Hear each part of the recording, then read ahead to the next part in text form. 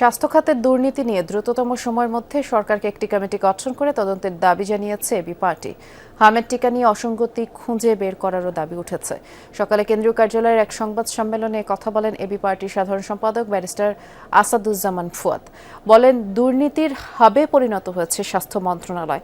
প্রত্যেক অর্থবছরে বরাদ্দকৃত অর্থ যথাযথভাবে বণ্টন করতে পারে না এই মন্ত্রণালয়। হামের টিকা প্রসঙ্গে ব্যারিস্টার ফুয়াদ বলেন, ঢালাওভাবে অন্তর্বর্তী সরকারকে দায়ী করা যাবে না। এর আগের বছরগুলো টিকাদানের উচ্চ হার দেখানো হয়েছে, তাহলে কোথায় জনগণকে ফাঁকি দেয়া হয়েছে তা খতিয়ে দেখা দরকার।